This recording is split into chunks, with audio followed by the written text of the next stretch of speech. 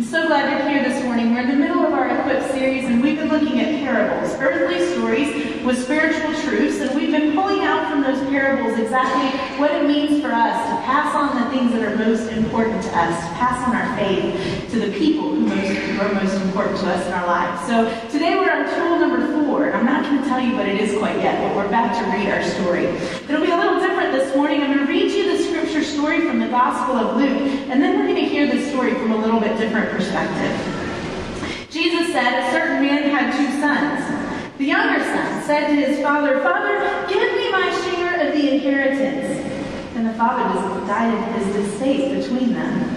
Soon afterward, the younger son gathered everything together and took a trip to a land far away. There he wasted his wealth through extravagant living.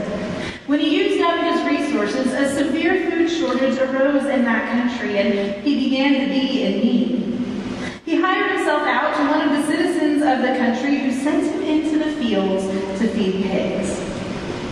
When he longed to eat his fill from what the pigs ate, but no one gave him anything. When he came to his senses, he said, "How many of my father's hired hands have more than enough food? But I'm starving to death. I'll get up and go to my father and say to him, 'Father,'" he has this great rehearsed speech, right? "'Father, I have sinned against heaven and against you. I no longer deserve to be called your son. Take me on as one of your hired hands.' And he got up and he went to his father. While he was still a long way off, the father saw him and was moved with compassion. His father ran to him and hugged him and kissed him, and then the son said, 'Father, I've sinned against heaven and against you, and I no longer deserve to be called your son.' But the father interrupted and said to his servants, 'Quickly, bring out the best robe and put it on him. Put a ring on his finger and sandals on his feet. Fetch the fattened calf and slaughter it. We must celebrate with feasting, because this son of mine was dead, and he is now back to life. He was lost, and he is found.' And they began to celebrate. Now the older son was in the field. Coming in from the field, he approached the house and heard music and dancing. He called to one of the servants and asked what was going on. The servant replied, 'Your brother has arrived, and your father has slaughtered the fattened calf because he has received his son back safe and sound.' And the older son was furious. He didn't want to enter in. His father came out and begged him, and he answered his father, 'Look, I've served you all of these years, and I've never disobeyed your instruction. Yet you've never given me anything as much as a young goat, so that I could celebrate with my friends. But when this son of yours has returned, after gobbling up your estate on prostitutes, you slaughtered the fattened calf for him.' His father said, 'Son, you are always with me, and everything I have is yours. But we had to celebrate and be glad, because this brother of yours was dead, and he's alive. He was lost, and he's found.'" Listen to the story from just a different perspective.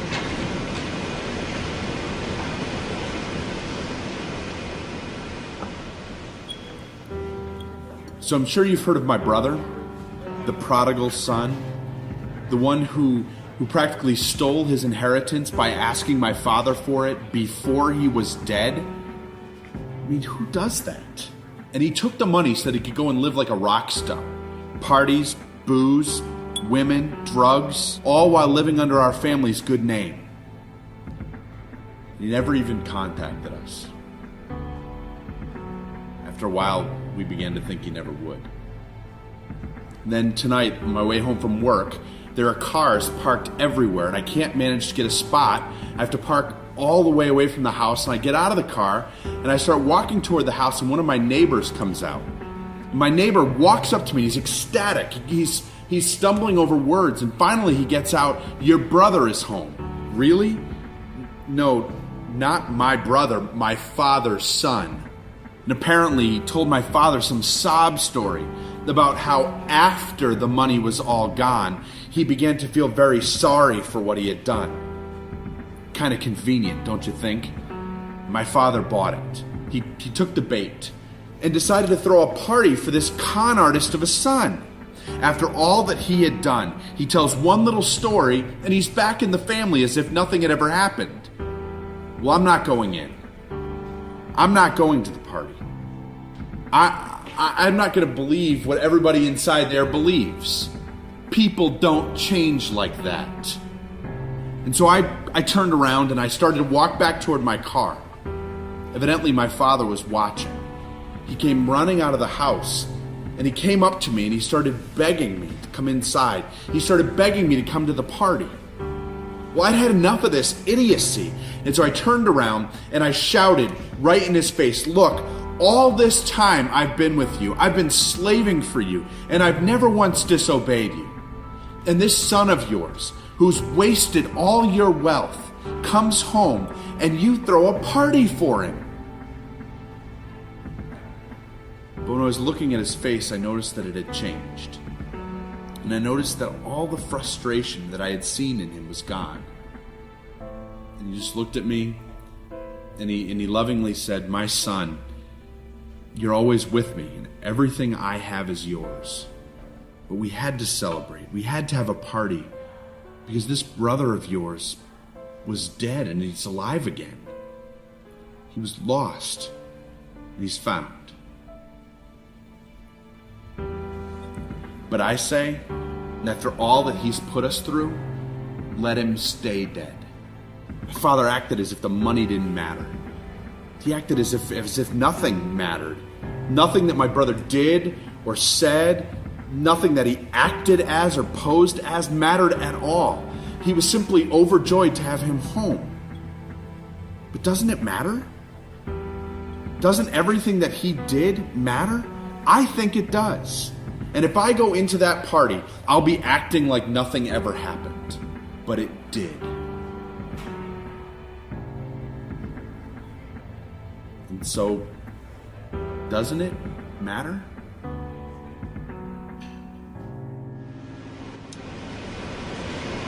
I don't know about you, but I find myself in the place of that older brother in life from time to time, don't you? You find yourself in the place where you're watching something on the news that's happened and some story of reconciliation or healing, and you start to think, doesn't it matter? Everything that person has put the people around them through, doesn't it matter? What our actions have said about who we are and what we believe in? Doesn't it matter? We find ourselves in that place sometimes where we're hurt or angry or jealous or we feel betrayed. And we look back at our own lives and we think to ourselves, I've done everything I know I can do, right? I've given to the church, I've shown up on Sunday, I've tried to lead a good life and offer that example for the people around me, and yet I see all those other people in the world that seem to get so much more. And I ask that question, doesn't it matter? Doesn't it matter what we do and who we are and how we act? Doesn't it matter for our spiritual journey, for our relationship with God? Doesn't it matter that we take care that our actions speak as loud as our words? And we wrestle with that same question that older brother in the coffee shop did. Doesn't it matter?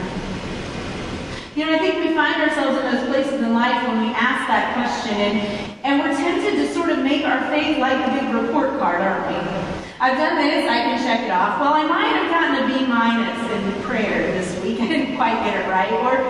Or you know what, finances are really tight at home and I can't give as much as I would like.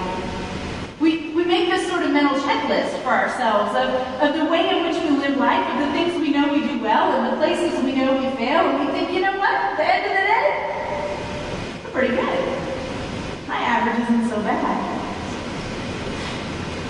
But you know, when you get outside the walls of the church and you start to ask people about what they think who Christians are and what it means to be a Christian and what it means to worship Christ and to follow God in life, you realize that they know that we're using a report card for our faith.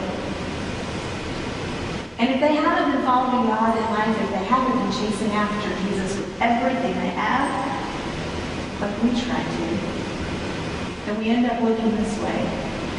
Hypocritical, judgmental, a little bit unsettled and biased in the way we see the world. We end up looking like a bitter older brother in a coffee shop a little bit, thinking that we've tried to do everything right and life just hasn't worked out the way we hoped, and we're not really sure where God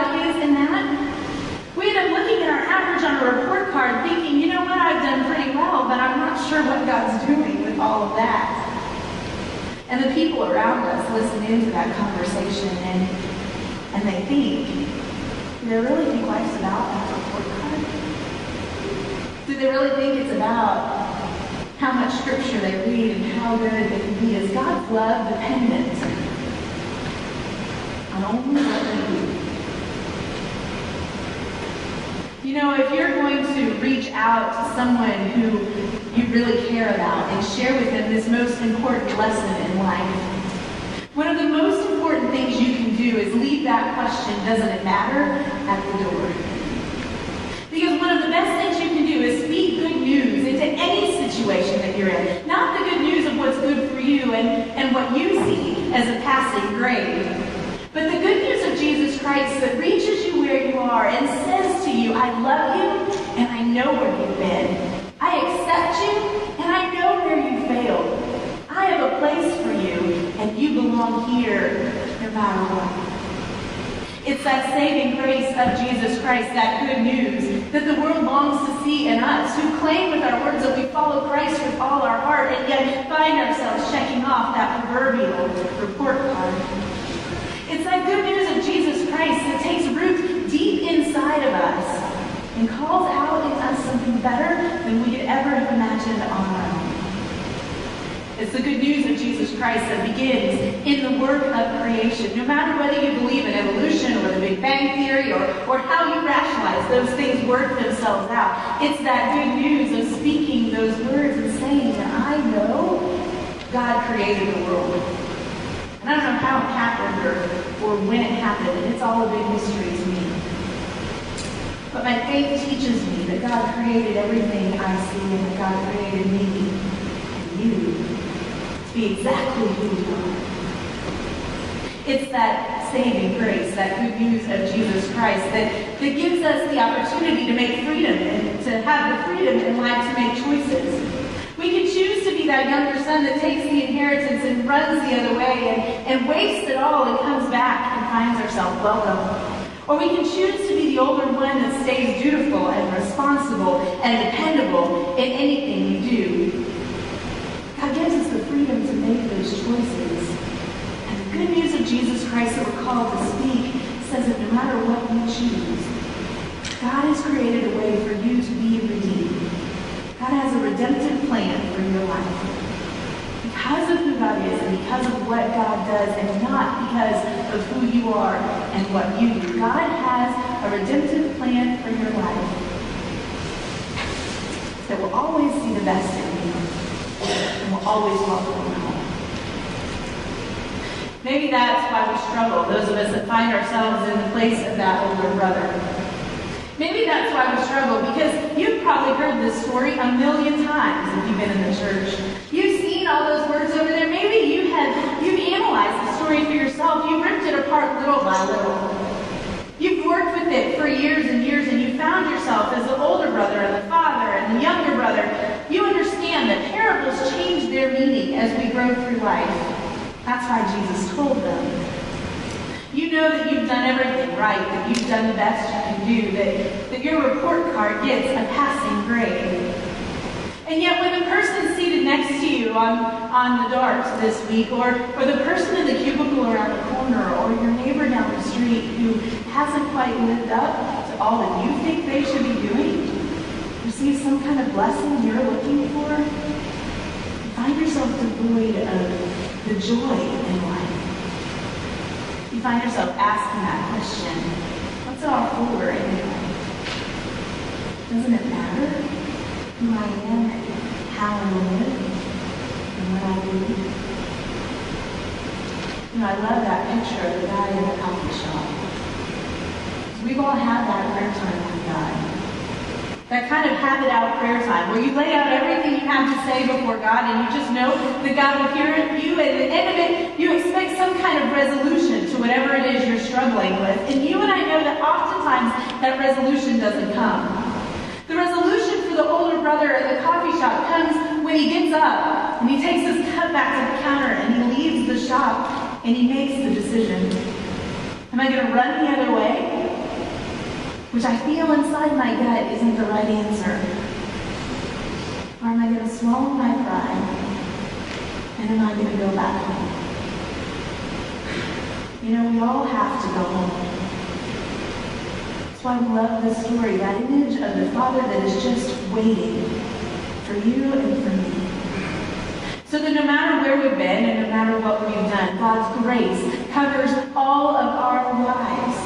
God's grace covers our actions. God's grace covers our words. God's grace, that good news of Jesus Christ, reaches us where we are, grabs us up and says, it's okay if you've been angry and bitter, if you felt betrayed. It's okay if you feel like you've wasted everything you've been given. It's okay. Because my grace, my love for you, is stronger than anything else could ever be. If you want to share faith that matters with someone who matters to you, today's tool is really simple. Speak good news. Sometimes you don't have to do it with words. Sometimes the best way to speak good news is to just be present with someone and to listen to where they are in life and what is going on with them. Sometimes the best way to speak good news in life is just to open up the space to pull up a chair at that table at the coffee shop or with that neighbor next door or the coworker in the cubicle around the corner. To sit there and listen to where they've been, to what they've done, and to say, you know what? I can't necessarily understand all of that because I've not been there. But I can tell you that I worship a God who is a God of good news. And you don't have to check anything off your report card to get there. You don't have to do everything right. You can come just as you are. And the God that I know and understand, even though so much of how God works remains a mystery, that God will speak good news to your soul. And will open up the opportunity for you to come back home, no matter where you've been. Speak good news this week. Do it with your words when possible, but also just do it by being who you are, remembering that God loves and accepts you exactly where you are, that God has paved the way for you to always come back home. Speak good news in all that you do. God, we give you thanks for that gift of good news in our lives. We give you thanks that you have paved the way that whether we find ourselves as the wayward son who's coming back on our knees just begging for you to open the door for us one more time, or whether we find ourselves as the older son who's been there and has been faithful, who's done everything they know how to do to lead the kind of life you have called us to live, God, whether we find ourselves as that father just waiting for something we pray for. God, no matter where we find ourselves in the story, thank you for that knowledge of knowing that you have paved the way for us to return home. That the good news of Jesus Christ that loves us as we are, accepts us as we are, created us to be who we are, will always have a place for us to be just that. So God, we give you great thanks for that. We ask that you would give us the courage to speak good news